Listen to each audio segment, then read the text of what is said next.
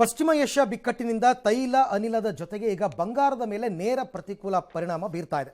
ಪ್ರಧಾನಿ ಮೋದಿ ಭಾನುವಾರ ಹೈದರಾಬಾದ್ ಕಾರ್ಯಕ್ರಮದಲ್ಲಿ ಮಾತನಾಡಿ ಇಂಧನ ಮಿತವ್ಯಯ, 1 ವರ್ಷ ಚಿನ್ನ ಖರೀದಿಗೆ ಬ್ರೇಕ್ ಸೇರಿದಂತೆ ಹಲವು ಅಂಶಗಳನ್ನು ಜನರ ಮುಂದೆ ಇಟ್ಟು ಪಾಲನೆಗೆ ಕರೆ ನೀಡಿದರು.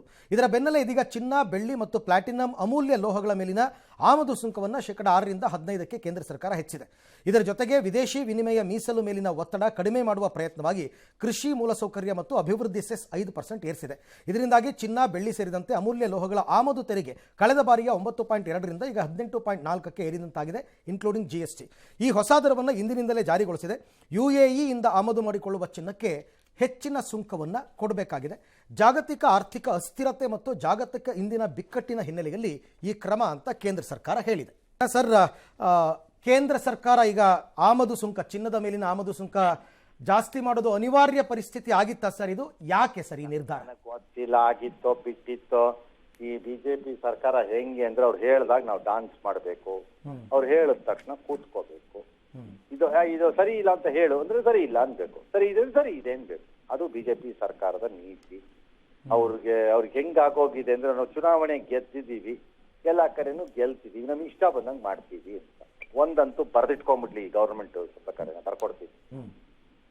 ಮಿತವ್ಯಯ ಅಂತ ಇವತ್ತು ಪ್ರಧಾನಮಂತ್ರಿಗಳು 2 ಕಾರಲ್ಲಿ ಹೋಗಿದ್ದಾರೆ, ಬಹಳ ಸಂತೋಷ. ಇನ್ಯಾರೋ ಒಬ್ರು 3 ಕಾರಲ್ಲಿ ಹೋಗ್ತಾರಂತೆ. ಎಷ್ಟ್ ದಿನ ಮಾಡ್ತೀರಪ್ಪ ಇದನ್ನ? ಯಾರ್ಯಾರು ಮಾಡ್ತಾರೆ?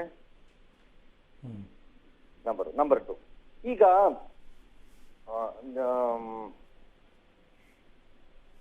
ಈ ತರ ಯಾರು 16 ಜನ ಕುತ್ಕೊಂಡು ನೀವು 6 ಗಾಡಿ 3 ಗಾಡಿ ಮಾಡ್ಬಿಟ್ರೆ ಪೆಟ್ರೋಲ್ ಉಳಿದ್ಬಿಡುತ್ತಾ? ಇವೆಲ್ಲ ವರ್ಕ್ ಆಗಲ್ಲ ನನ್ನ ಪ್ರಕಾರದಲ್ಲಿ. ಮತ್ತೆ ಮೋದಿ ಅಥವಾ ಬಿಜೆಪಿ ಇವ್ರು ಹೇಳ್ಬಿಟ್ಟ ತಕ್ಷಣ ಜನ ಪೆಟ್ರೋಲ್ ಬಿಟ್ಬಿಡ್ಬೇಕು. ಇವ್ರು ಹೇಳಿದ ತಕ್ಷಣ ನಾವೆಲ್ಲ ಸಿಲಿಂಡರ್ ಬಿಟ್ಕೊಟ್ವಿ. ಏನೇನ್ ಬಿಟ್ಕೊಟ್ರಂತೆ ಕೇಂದ್ರ ಸರ್ಕಾರದವ್ರ ಜನಕ್ಕೆ? ಸಿಲಿಂಡರ್ ಬಿಟ್ಕೊಟ್ಟವ್ರಿಗೆ ಏನ್ ಕೊಟ್ರಂತೆ? ಏನೂ ಇಲ್ಲ. ಏನ್ ಕೊಟ್ರಂತೆ ಇವರು? ಟ್ಯಾಕ್ಸ್ ಕಟ್ಟವನ್ಗೆ ಮರ್ಯಾದೆ ಕೊಡದೇ ಇರೋ ಸರ್ಕಾರಗಳು ಇವರು. ಟ್ಯಾಕ್ಸ್ ಕಟ್ಟದೇ ಇರೋರಿಗೆ ಹೊಸದಾಗಿ ಪುಕ್ಕಟ್ಟೆ ಇದನ್ನ ಗ್ಯಾರಂಟಿನಲ್ಲಿ ಪುಕ್ಕಟ್ಟೆ ದುಡ್ಡು ಕೊಡೋ ಗಿರಾಕಿಗಳು ಬಿಜೆಪಿ ಅವರು. ಬೇರೆ ರಾಜ್ಯದಲ್ಲಿ ಬೈತಾರಷ್ಟೇ, ಇನ್ನೊಂದು ರಾಜ್ಯದಲ್ಲಿ ಕೊಡ್ತಾರೆ. ಟ್ಯಾಕ್ಸ್ ಕಟ್ಟೋನ್ನ ಮಾನ ಮರ್ಯಾದೆ ಇಲ್ಲದೆ ನಡೆಸ್ಕೊತಾರೆ. ಇವ್ರು ಹೇಳಿದ ತಕ್ಷಣ ಕೇಳ್ಬಿಡ್ಬೇಕಂತೆ, ಇವ್ರು ಮಾತ್ರ ಕೇಳಂಗಿಲ್ವಂತೆ. ಎಷ್ಟು ಉಳಿಸಿದ್ರಂತ ಈಗ ಗ್ಯಾಸ್ ಸಿಲಿಂಡರ್ ಬಿಟ್ಕೊಟ್ವಲ್ಲ, ಯಾವನ್ ಬಿಟ್ಕೊಟ್ನಂತೆ ಬೇರೆಯವನು? ಅದ್ರದ್ದೇನು ಲೆಕ್ಕಾಚಾರನೇ ಇಲ್ಲ. ಬೋರ್ಡ ಬಿಡ್ತಾರೆ ಇವ್ರುಗಳು. ಏನೋ ಚಿನ್ನದ್ದು ಪ್ರಾಬ್ಲಮ್ ಏನಾಗ್ತಿತ್ತು ಅಂತಂದ್ರೆ ಇಂಪೋರ್ಟ್ ಡ್ಯೂಟಿ ರೈಸ್ ಮಾಡಿದ್ದಾರೆ. ಯಾರು ಮದುವೆ ಮನೆ ಮತ್ತೊಂದು ಮಂಗಲಸೂತ್ರ ಮಾಡಿಸ್ಬೇಕು, ಮಿನಿಮಮ್ ಬೇಕು, ಅವ್ರು ತಗೋತಾರೆ. ನೀವು 16% ಹಾಕಿದ್ರು ಅಷ್ಟೇ, 26% ಹಾಕಿದ್ರು ಬೇರೆ ದಾರಿ ಇಲ್ಲ ಅವ್ರಿಗೆ. ಆದ್ರೆ ಸ್ಪೆಕ್ಯುಲೇಟಿವ್ ಬಿಸಿನೆಸ್ ನಲ್ಲಿ ಅಂದ್ರೆ ಊಹಾತ್ಮಕವಾಗಿ ಚಿನ್ನದ ಮೇಲೆ ನಾಳೆ ಬೆಲೆ ಜಾಸ್ತಿ ಆಗುತ್ತೆ ಅನ್ನೋ ಲೆಕ್ಕಾಚಾರದಲ್ಲಿ ಒಳ್ಳೆ ಇಸ್ಪೀಟ್ ಆಟ ಆಡ್ದಂಗೆ ಅದನ್ನ ಪರ್ಚೇಸ್ ಮಾಡಿ ಆಟ ಆಡಕ್ ಹೋಗೋರು ಬೇಕಾದ್ರೆ ಸ್ವಲ್ಪ ಕಡಿಮೆ ಆಗ್ಬೋದು. ಅದು ಬಿಟ್ರೆ ನನ್ನ ಪ್ರಕಾರದಲ್ಲಿ ಬಹಳ ದೊಡ್ಡ ಪ್ರಮಾಣದಲ್ಲಿ ಏನ್ ಕಡಿಮೆ ಆಗತ್ತೆ ಅಂತ ನಾನು ಅನ್ಕೊಂಡಿಲ್ಲ. ಜನ ಅದಕ್ಕೆ ಅಡ್ಜಸ್ಟ್ ಆಗ್ಬಿಡ್ತಾರೆ. ಆಯ್ತು ಸರ್, ಇವಾಗ ಚಿನ್ನದ ಅಂಗಡಿ ಮಾಲೀಕರು ಅವ್ರನ್ನ ಹಿತದೃಷ್ಟಿನೂ ನೋಡ್ಬೇಕಲ್ಲ ಸರ್. 1 ವರ್ಷ ಚಿನ್ನ ಖರೀದಿ ಮಾಡಬೇಡಿ ಅಂತ ಹೇಳ್ಬಿಟ್ರೆ ಅವ್ರ ಗತಿ ಏನು ಹಾಗಾದ್ರೆ ಅಂತ? ಸರಿ, ಅದನ್ನೇ ನಾನು ಹೇಳ್ತಿರೋದು. ಇವರು ಕಚಡಗಳು ಭ್ರಷ್ಟರಾಗಿ ಹೇಸಿಗೆ ತಿಂತಾರಲ್ಲ ರಾಜಕಾರಣಿಗಳು. ನಾವು ಹೇಳಿದ್ರೆ ನಮ್ಗೆ 10 ವರ್ಷ ನಿಮ್ ಸರ್ಕಾರಗಳು ಬೇಡ ಅಂತ ಹೌದು ನಾವ್ ಹೇಳ್ಬಾರ್ದ? ನಾವ್ ಹೇಳಂಗಿಲ್ಲ. ಇವ್ನು ಇಷ್ಟ ಬಂದಂಗೆ ಹೇಳ್ಬೋದು. ಇವ್ರು ಹೇಳಿದಾಗ ಚಿನ್ನ ವ್ಯಾಪಾರ ಆಗ್ಬಿಡ್ಬೇಕು, ಇವ್ರು ಹೇಳಿದಾಗ ಚಿನ್ನದ ವ್ಯಾಪಾರಿಗಳು ನಿಲ್ಲಿಸ್ಬಿಡ್ಬೇಕು. ಏನು ಎಷ್ಟು ಲಕ್ಷ ಜನ ಇದ್ದಾರೆ ಚಿನ್ನದ ವ್ಯಾಪಾರದ ಮೇಲೆ? ಎಷ್ಟು 1000 ಜನ ಕುಶಲಕರ್ಮಿಗಳಿದ್ದಾರೆ ಅದ್ರ ಮೇಲೆ? ಲಕ್ಷಾಂತರ ಜನ. ಹೌದು. ಅದೆಷ್ಟು ಅಂಗಡಿಗಳಲ್ಲಿ ಎಷ್ಟು ಜನ ಮಾಡ್ತಿದ್ದಾರೆ? ಅವರೆಲ್ಲ ಏನ್ ಮಾಡ್ಬೇಕು? ಸತ್ತೋಗ್ಬೇಕು ಅವರು? ನಾವು ಹೇಳ್ಬೋದಲ್ಲ, ಪಾರ್ಲಿಮೆಂಟ್ ನ ಮಣುತಿನ ನಡೆಸ್ತಾ ಇದ್ದೀರಾ, 1 ಗಂಟೆ ಪಾರ್ಲಿಮೆಂಟ್ ನಡ್ಸಕ್ ಆಗ್ತೀರಾ, ಅಯೋಗ್ಯರು ನೀವು ಅಂತ ನಾವು ಹೇಳ್ಬಾರ್ದ? ಪಾರ್ಲಿಮೆಂಟ್ ಬಾಗ್ಲಾಕಿ ಅಂತ ನಾವ್ ಯಾಕೆ ಹೇಳ್ಬಾರ್ದು? ಅದು ವೇಸ್ಟ್ ಆಫ್ ಟೈಮ್ ಅಲ್ವಾ? ವೇಸ್ಟ್ ಆಫ್ ಎನರ್ಜಿ ಅಲ್ವಾ? ಅಲ್ಲಿಗೆ ಪೆಟ್ರೋಲ್ ವೇಸ್ಟ್ ಇಲ್ವಾ? ಅಲ್ಲಿಗೆ ಡೀಸೆಲ್ ವೇಸ್ಟ್ ಇಲ್ವಾ? ಅಲ್ಲಿಗೆ ಕರೆಂಟ್ ವೇಸ್ಟ್ ಇಲ್ವಾ? ಅಲ್ಲಿಗೆ ಕಾಸು ವೇಸ್ಟ್ ಇಲ್ವಾ? ಬಾಗ್ಲಾಕಿ ಅದ್ನೂ ಅಯೋಗ್ಯರು ನೀವು. ಅದೆಲ್ಲ ಹೇಳ್ಬಿಟ್ರೆ ನಾವು ದೇಶದ್ರೋಹಿಗಳಾಗ್ಬಿಡ್ತೀವಲ್ಲ ಸರ್. ದೇಶದ್ರೋಹಿಗಳ್ರಿ, ದೇಶದ್ರೋಹಿಗಳಾಗ್ಬಿಡ್ತೀವಲ್ಲ ಹೇಳ್ಬಿಟ್ರೆ ನೀವು ದೇಶದ್ರೋಹಿಗಳು. ಸ್ವಲ್ಪ ಮುಂದಕ್ಕೆ ಹೋದ್ರೆ ಕಾಂಗ್ರೆಸ್ ಏಜೆಂಟ್. ಬಟ್ ಬಿಜೆಪಿ ಅವರು ಹೇಳ್ತಾ ಇದ್ದಾರೆ ಸರ್ ಈ ವಿಚಾರದಲ್ಲಿ ದೇಶಕ್ಕೋಸ್ಕರ ಮಾಡಲೇಬೇಕು, ಬೇರೆ ಆಪ್ಷನ್ ಏನಿದೆ ಅವ್ನು ಹೇಳೋ ದೇಶಕ್ಕೋಸ್ಕರ ನನಗ್ ಬೇಕಾಗಿದ್ದು ನಾನ್ ಮಾಡ್ತೀನಿ, ನಿನಗ್ ಬೇಕಾಗಿದ್ದು ನೀ ಮಾಡ್ಕೊ ಅನ್ಬೇಕು. ಹಾಗಿದ್ರೆ ರೂಪಾಯಿ ಮೌಲ್ಯವನ್ನ ಹೇಗೆ ಕಡಿಮೆ ಮಾಡ್ಕೊಳ್ಬೇಕು? ನೀನ್ ಕಡ್ದಿದ್ದೇನು ಹೇಳು ಅಂತ ಕೇಳ್ಬೇಕು. ಅವಾಗ ಹ್ಮ್ ನೀನೇನೇನ್ ಕಡ್ದಿದೀಯಾ ಫಸ್ಟ್ ಹೇಳು ಅನ್ಬೇಕು. ಆಮೇಲೆ ನನಗ್ ಬಂದು ಹೇಳು ಅಂತ ಏನ್ಬೇಕು ಅವನಿಗೆ, ಯಾವನಾರು ಆಗಿರ್ಲಿ ಅವನು. ಫಸ್ಟ್ ನೀ ಏನ್ ಕಡ್ದಿದ್ಯಾ ಹೇಳು ಅನ್ಬೇಕು ಇವ್ರುಗಳಿಗೆ. ಇವ್ರು ಮಾಡೋದು ಮಾಡ್ತಾನೆ ಇರ್ಬೇಕು, ಇವ್ರು 40% ಚಿಂತಾನೆ ಇರ್ಬೇಕು, ಇವ್ರು 20% ಚಿಂತಾನೆ ಇರ್ಬೇಕು. ಇವ್ರು ಕಚಡಗಳು ಜಗಳ ಆಡ್ಕೊಂಡು ಪಾರ್ಲಿಮೆಂಟ್ ನಡ್ಸಕ್ಕಾಗ್ದೆ ಅಯೋಗ್ಯರ ತರ ಆಟ ಆಡ್ತಾನೆ ಇರ್ಬೇಕು ಇವ್ರುಗಳು. ಇವ್ರು ಬರೀ ಪಾಲಿಟಿಕ್ಸ್ ಮಾಡ್ಕೊಂಡು ತಿರುಗಬೇಕು. ಹಿಂದೂ ಮುಸ್ಲಿಂ ಅಂತ ಬಡ್ಕೊಂಡು ಓಟ್ ಹಾಕಿಸ್ತಾರೆ. ನಮ್ ಪ್ರಾಣ ತಿಂತಾರೆ ಇಲ್ಲಿ. ಯಾವ ಸರ್ಕಾರಗಳು ಹೋಗಿ ಇವ್ರು ಹೇಳಿದ್ನೆಲ್ಲ ಕೇಳ್ಕೊಂಡು ಕೂತ್ಕೊಂಡು ಡಾನ್ಸ್ ಮಾಡಕ್ಕೆ ನಾವೇನ್ ಇವ್ರ ಮನೆ ಜೀತದಾಳುಗಳ? Is there any alternative sir? ಆಗಿದ್ದಾಗ ಡಾಲರ್ ಎದುರು ರೂಪಾಯಿ ಮೌಲ್ಯ ಬೀಳ್ತಾ ಇರೋದು ನೀವು ಸಾಲ್ವ್ ಮಾಡ್ಕೊಳ್ಳಿ ಬೇಕಿದ್ರೆ. ಇದ್ರ ಅಧಿಕಾರ ಬಿಟ್ಟು ಹೋಗಿ ಅಷ್ಟೇ.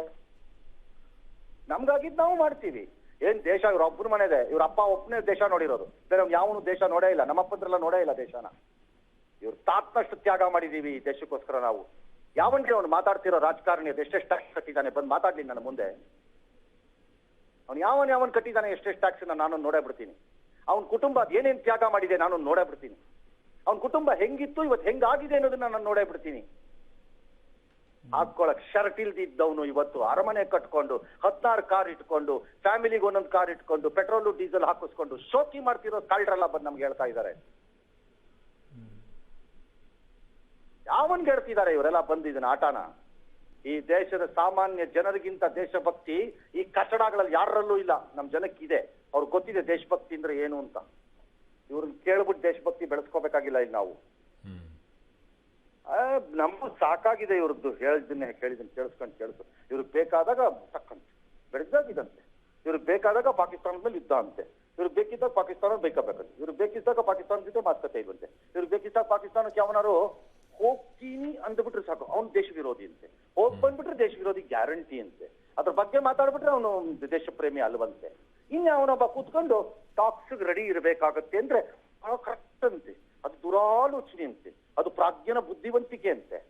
ಎಂತ ಕಾಚಡ ಕೇಳಿ ಕೇಳಿ ಸಾಕಾಗಿದೆ. ಹೋಗ್ರೆ ನಮಗೂ ಮಿತವ್ಯಯ ಮಾಡ್ಕೊಳ್ಳಿ ಅಂತ ಹೇಳ್ತಿದ್ದಾರೆ ಸರ್ ಪೆಟ್ರೋಲ್ ಡೀಸೆಲ್ ವಿಚಾರದಲ್ಲಿ. ನಮಗ್ ಹಾಕಿದ್ ನಾವು ಮಾಡ್ತೀವಿ, ನಮ್ಗೆ ಯಾವ್ದು ಸರಿ ಅನ್ಸತ್ತೆ ಅದನ್ನ ನಾವು ಮಾಡ್ತೀವಿ. ನಮ್ಗೆ ಎಷ್ಟು ಇಷ್ಟಾಗತ್ತೆ ನಮ್ ಜೋಬ್ಗೆ ನಾವು ಅಷ್ಟೊಂದು ಮಾಡ್ಕೋತೀವಿ.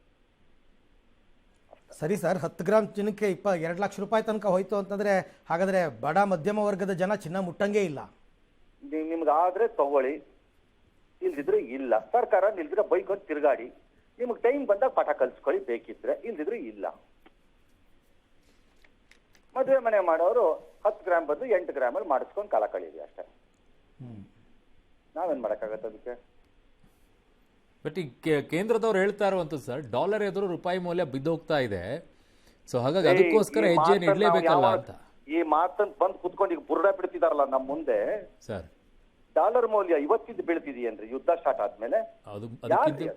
ಅದಕ್ಕಿಂತ ಮುಂಚಿತವಾಗಿರೇ ಬೀಳಕ್ ಯಾವತ್ತಿಂದ ಬೀಳ್ತಾ ಇದೀರಿ ಡಾಲರ್ ಮೌಲ್ಯ? ಹೌದು, ಇವತ್ತು ಬುರುಡೆ ಬಿಡ್ತಿದಾರಲ್ಲ ಬಂದ್ಬಿಟ್ಟು ಯುದ್ಧ ತೋರಿಸ್ಬಿಟ್ಟು ನಮ್ಮ ಮೂತಿಗೆ ಕತ್ತೆ ಕಾಯ್ತಾ ಇದ್ರಂತ 1 ವರ್ಷದಿಂದ ಡಾಲರ್ ಮೌಲ್ಯ ಬೀಳುವಾಗ. ಹೇಗೆ ಕೇಳ್ರಿ, 1 ವರ್ಷದ ಡಾಲರ್ ಮೌಲ್ಯ ಎಷ್ಟು ಬಿದ್ದಿದೆ ತೋರಿಸ್ತೀನಿ ನಾನು. ಈಗ ನೆಪ ಒಂದು ಹೇಳ್ತಾ ಬಂದು ಈಗ ನೆಪ ತಗೊಂಡ್ಬಂದ್ಬಿಟ್ಟು ನಮ್ಮ ಮುಂದೆ ಡಾನ್ಸ್ ಮಾಡ್ತಾರೆ. ಈಗ ಬೀಳ್ತಿದ್ಯಂತೆ ಡಾಲರ್ ಮೌಲ್ಯ.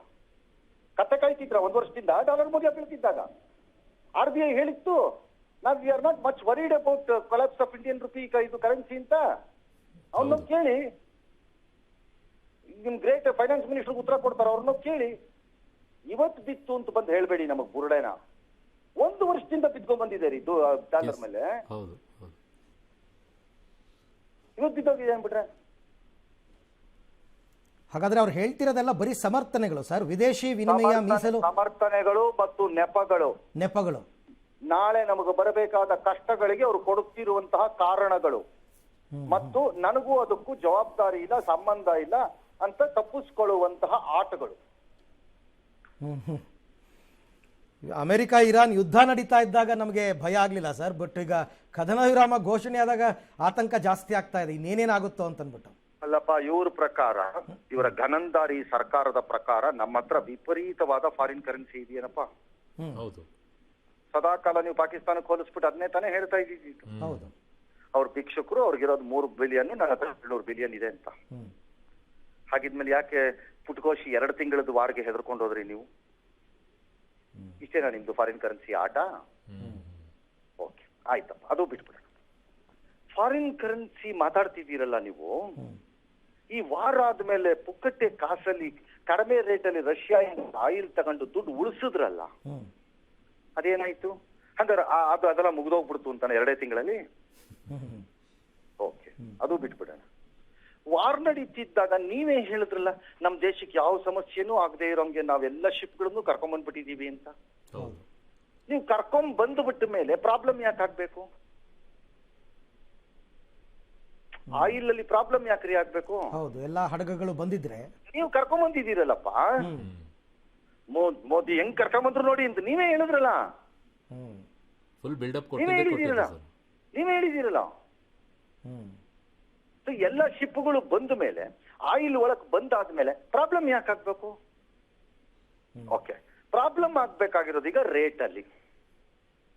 ಅಂದ್ರೆ ಬ್ಯಾರಲ್ ರೇಟ್ $100 ಆಗ್ಬಿಟ್ಟಿದೆ ಅಂತ ರೇಟ್ ಅಲ್ಲಿ, ಹೌದಲ್ವಾ? ಹೌದು ಸರ್.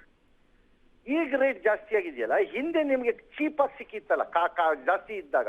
ಸೌದಿ ಅರೇಬಿಯಾದ ಒಬ್ಬ ಮಂತ್ರಿ ಹೇಳಿದ್ದ, ಇಂಡಿಯಾನವ್ರಿಗೆ ಫಸ್ಟ್ ಚೀಪ್ ಆಯಿಲ್ ಖರ್ಚು ಮಾಡ್ಕೊಳಕ್ ಹೇಳಿ ಆಮೇಲೆ ಮಾತಾಡ್ಲಿ ಅಂತ. $60 ಆಗಿತ್ತು. ಅವಾಗ ಕನ್ಸೆಷನ್ ಎಲ್ಲ ಸಿಕ್ಕಿತ್ತು ನಮ್ಗೆ ರಷ್ಯಾದಿಂದ. ಆಗ ಉಳಿಸಿದ ದುಡ್ಡೆಲ್ಲ ಕಡಿಮೆ ಮಾಡ್ಕೊಂಡು ಉಳಿಸಿದ್ವಿ ಅಂತ ಪೆಟ್ರೋಲ್ ರೇಟ್ ಕಡಿಮೆ ಮಾಡಿದ್ರ ನೀವೇನಾರು? ಅವಾಗ ಇಂಟರ್ನ್ಯಾಷನಲ್ ಮಾರ್ಕೆಟ್ ರೇಟ್ ಅಂತ ಹೇಳ್ಬಿಟ್ಟು ಅಷ್ಟಕ್ಕೆ ಇಟ್ರು ಸರ್. ಅದನ್ನ ಎಲ್ಲಿ ಜಾಸ್ತಿ ಇಟ್ರು? ಹೌದು, ಜಾಸ್ತಿನೇ ಇಟ್ರು ಸರ್. ಜಾಸ್ತಿನೇ ಇಟ್ಕೊಂಡ್ಬಂದ್ರು. ಹೌದು.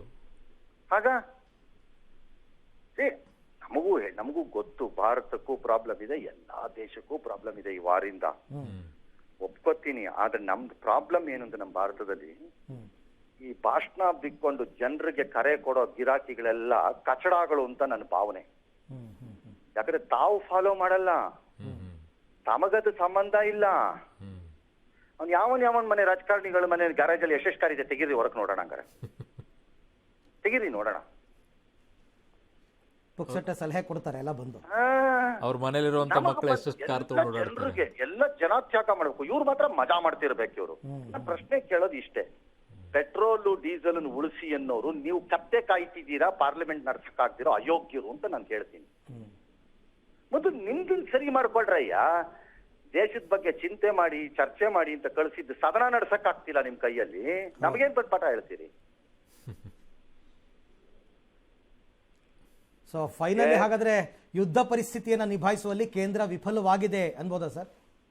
ನಮಗ್ ಗೊತ್ತಿಲ್ಲ, ನಾನು ಹಂಗೆಲ್ಲ ಹೇಳಕ್ಕಾಗಲ್ಲ. ಹಂಗೆ ಹೇಳಲ್ಲ, ಅದೇನಾಗತ್ತೋ ಅದಾಗತ್ತೆ, ಫೇಸ್ ಮಾಡ್ತೀವಿ. ಅನ್ನ ಇದ್ರೆ ಒಂದೊತ್ತು ತಿಂತೀವಿ, ಇಲ್ಲಿದ್ರೆ ಗಂಜಿ ಕುಡಿತೀವಿ, ನೋಡೋಣ ಅದೇನಾಗುತ್ತೆ.